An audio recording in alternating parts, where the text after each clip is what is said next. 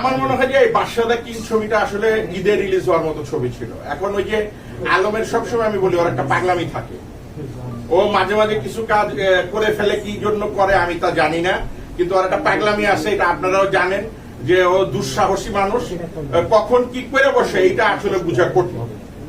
তো আজ না হয় কাল ভালো তোকে বাসতেই হবে।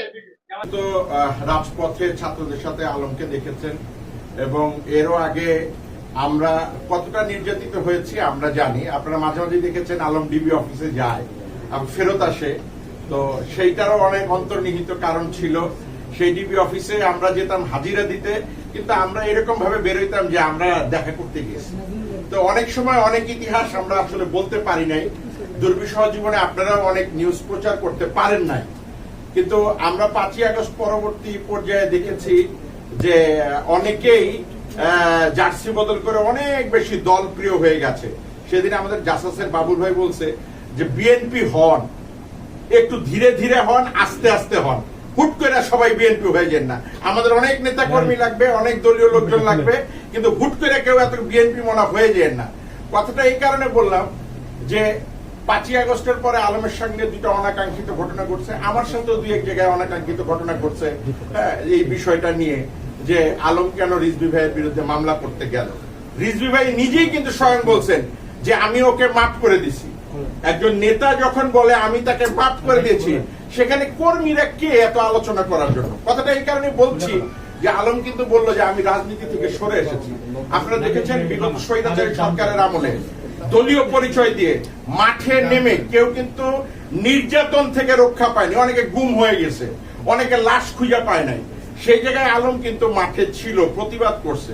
এইবারও কিন্তু আন্দোলন সাকসেস হয়েছে। মাথায় নেন, ছাত্র জনতার বৈষম্য ত্যাগ দিয়া যদি বিএনপির নাম দিয়ে মাঠে থাকতো, কত হাজার মানুষ যে মারা যেত তার কোনো এখতিয়ার থাকতো না। তার মানে কি, নামের বাইরে গিয়ে আন্দোলন করা লোক কিন্তু ছিল আলম। তো সেই জায়গায় আজকে সে রাজনীতি ছেড়ে দিচ্ছে, কারণ ওই যে বললাম যে অনেকেই আছেন যারা এখন রাজনৈতিক লেবাসে অনেক কিছু করবেন, এটা দুঃখজনক আমি মনে করি। আর মাহবুব ভাই, আমরা নির্মাতা, আমাদের ব্যক্তিগত হয়তো দলীয় পছন্দ অপছন্দ থাকতে পারে। 17 বছর না আরো বেশি নির্যাতিত। আমি জাতীয়তাবাদী টেলিভিশন মনিটরিং সেলের চেয়ারম্যান 2001 সালে বিএনপির হাওয়া ভবনে তারেক রহমানের নেতৃত্বে নির্বাচন পরিচালনা কমিটিতে দায়িত্বে ছিলাম। 2013 সালে আমার একেবারে এমন অবস্থা হয়ে গেছে যে শুধু মৃত্যুটা বাকি আর কি। সেখান থেকে কিন্তু নিজেকে লুকায় ফেলছি, লুকায় ফেলে বিভিন্ন ভাবে সামাজিকভাবে প্রতিবাদ কিন্তু বন্ধ করিনি আমরা। ঢাকা 17 তো দাঁড়ানো ছিল প্রতিবাদ, কারণ কোন ব্যানারে যদি হিরো আলম দাঁড়াইতো ঢাকা 17 থেকে, তাহলে হিরো আলমও কিন্তু গুমের শিকার হইতো, এতে কোনো মিস নাই। তো এখন অনেকেই অনেক কথা বলেন, তো যাই হোক, আর এটা দীর্ঘায়িত করছি না। ও হয়তো আবেগের বশবর্তী হয়ে বানাইতে চাইছিল আরাফাতের 4 বউ অথবা ডিবি হারুনকে নিয়ে, কিন্তু আমি মনে করি আমাদের দেশে আমরা যারা শিল্পী, ডিরেক্টর, আমাদের রাজনীতি চর্চাটা করাই মনে হয় একটা দুর্ভাগ্যজনক বিষয়। আপনারা দেখবেন যে যখন যে সরকার আসে, যদি আমরা শিল্পীরা, নির্মাতারা না, এখানে গাজী মাহবুব ভাই আমার সাথে মনে একমত হবেন যে ওই সরকারের কাছাকাছি যদি না থাকে বা হয়, কাজকর্ম কিচ্ছুই পাবেন না। পাশাপাশি যদি সরকারের দুই একটু সমালোচনা করেন, তাহলে কাকে কিভাবে গোপনে নিয়ে পেদানি দেয়, যারা পেদানিটা খায় তারা বুঝে। কিন্তু অনেক সাংবাদিক আছে এখানে, আমি জানি তারাও অনেকে ডিবি অফিসে পেদানি খাইছে, কিন্তু লজ্জা এসে বাইরে বন্ধুরা বলতে পারেন নাই, কারণ নিলেই তো ওই বন্ধুরা সুযোগ নিবে, ওরা তো ডিবিতে পেদানি দিচ্ছে, কি সাংবাদিক। তো আমরা পারি না অনেক সময় অনেক কিছু করতে। আশা রাখছি এখন একটি মুক্ত মঞ্চ, সামনের দিনেও ভালো হবে, আমরা ভালো কিছু করব, দোয়া করবেন সবাই। এইটা আমার কাছে মনে হয় ঈদের ছবি ছিল, এই ছবিটাও আবার একটা দুঃসাহস নিয়ে এখন রিলিজ করছে। আমার পক্ষ থেকে সবসময় আমি স্নেহ করি ছোট ভাইয়ের মতো, কোনো ভুল করলেও ওকে সাজেশন দিই যে এটা ভুল করছো তুমি, তোমার এটা ঠিক না। এবং ইভান মল্লিক আমার খুব মানে কাছের একজন ছোট ভাই এবং অনেক ভালো নির্মাতা। আমি যা দেখছি ইভান মল্লিককে একটা সিনেমা পাগল ছেলে, মানে ওর মধ্যে এই জিনিসটা মানে খুবই ডেডিকেটেড যে ও সিনেমা পাগল ছেলে। আমি দোয়া করি অনেক বড় ডিরেক্টর হোক ইভান মল্লিক আমাদের চেয়েও, এবং এই ছবিটা আসলে ভালো বানাইছে ইভান। হিরো আলম ভাই, আসলে এই পরিস্থিতিতে এই ছবিটা আসলে ব্যবসা করতে পারবে কি মনে করেন? আসলে সবসময় তো আমরা তো জানি বাংলাদেশে একটা সাকিব ভাই সিনেমায় মোটামুটি ব্যবসা করতে পারে না, তাই যদি সবাই যদি চুপ হয়ে থাকে তাহলে সিনেমাতে মনে করেন এক সাকিব ভাই সিনেমাতে সারা বছর হল চলবে না।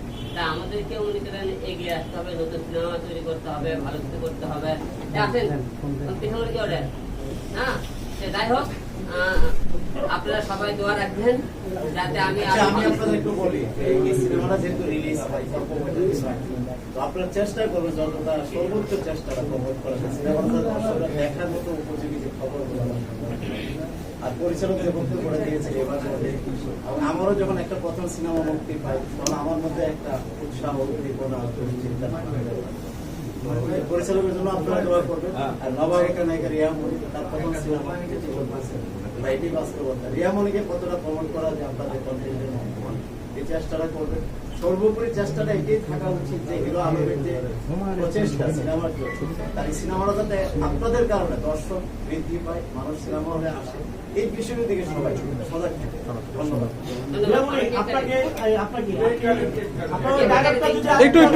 ভালো তোকে বাঁচতে হবে, এটা কাকে বলেছিলেন? ছবি নিতে পরে একটা ছবি